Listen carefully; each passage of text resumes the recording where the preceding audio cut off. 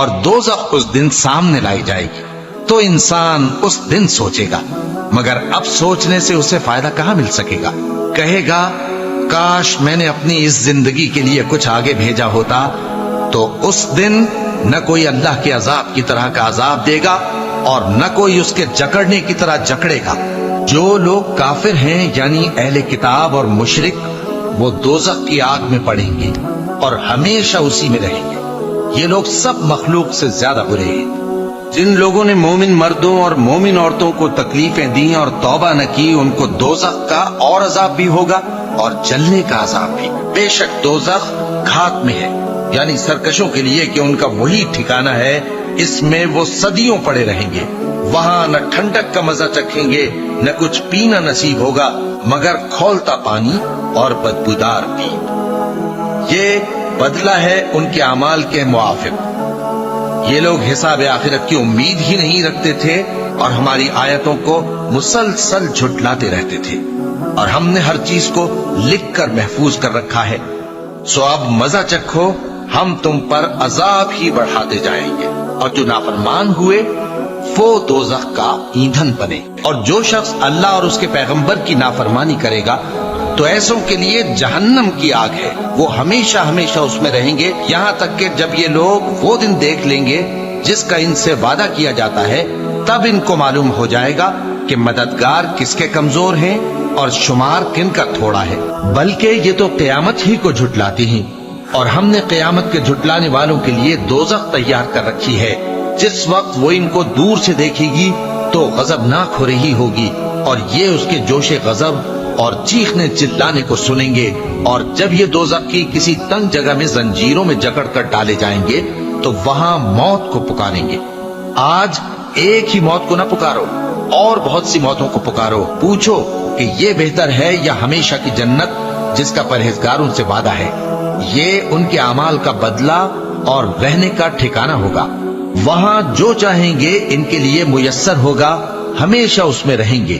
یہ وعدہ اللہ کو پورا کرنا لازم ہے اور اس لائق ہے کہ مانگ لیا جائے۔ مومنوں، اپنے آپ کو اور اپنے اہل و عیال کو اس آگ سے بچاؤ جس کا ایندھن آدمی اور پتھر ہوں گے، اور جس پر تند خو اور سخت گیر فرشتے مقرر ہیں۔ وہ کسی حکم کی جو اللہ ان کو دیتا ہے نافرمانی نہیں کرتے، اور جو حکم ان کو ملتا ہے اسے بجا لاتے ہیں۔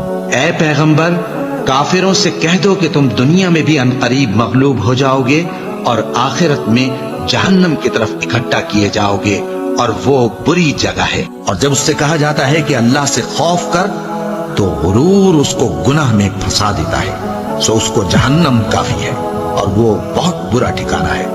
بھلا جو شخص اللہ کی خوشنودی کا تابع ہو وہ اس شخص کی طرح ہو سکتا ہے جو اللہ کی ناخوشی میں گرفتار ہو، اور جس کا ٹھکانہ دوزخ ہے اور وہ برا ٹھکانہ ہے۔ اے پیغمبر، کافروں کا شہروں میں ٹھاٹ سے گھومنا تمہیں دھوکہ نہ دے، یہ دنیا کا تھوڑا سا فائدہ ہے، پھر آخرت میں تو ان کا ٹھکانہ دوزخ ہے اور وہ بری جگہ ہے۔ جن لوگوں نے ہماری آیتوں سے کفر کیا ان کو ہم عنقریب آگ میں داخل کریں گے۔ جب کبھی ان کی کھالیں گل جائیں گی تو ہم ان کو اور کھالیں بدل کر دیں گے تاکہ ہمیشہ عذاب کا مزہ چکھتے رہیں۔ بے شک اللہ غالب ہے، حکمت والا ہے۔ اور جو شخص کسی مسلمان کو قصدن مار ڈالے گا تو اس کی سزا دوزخ ہے جس میں وہ ہمیشہ جلتا رہے گا، اور اللہ اس پر غضبناک ہوگا اور اس پر لعنت کرے گا، اور ایسے شخص کے لیے اس نے بڑا سخت عذاب تیار کر رکھا ہے۔ جو لوگ اپنی جانوں پر ظلم کرتے ہیں، جب فرشتے ان کی جان قبض کرنے لگتے ہیں تو ان سے پوچھتے ہیں کہ تم کس حال میں تھے؟ وہ کہتے ہیں کہ ہم ملک میں عاجز و ناتواں تھے۔ فرشتے کہتے ہیں کیا اللہ کا ملک فراخ نہیں تھا کہ تم اس میں ہجرت کر جاتے؟ بس ایسے لوگوں کا ٹھکانہ دوزخ ہے اور وہ بری جگہ ہے لوٹنے کی۔ اور جو شخص سیدھا رستہ معلوم ہونے کے بعد پیغمبر کی مخالفت کرے اور مومنوں کے رستے کے سوا کسی اور رستے پر چلے تو جدھر وہ چلتا ہے ہم اسے ادھر ہی چلا دیں گے، اور قیامت کے دن اسے جہنم میں داخل کریں گے، اور وہ بری جگہ ہے۔ اللہ اس گناہ کو نہیں بخشے گا کہ کسی کو اس کا شریک بنایا جائے، اور اس کے سوا اور گناہ جس کو چاہے گا بخش دے گا، اور جس نے اللہ کے ساتھ شریک بنایا تو بے شک وہ رستے سے دور جا پڑا۔ یہ لوگ اللہ کے سوا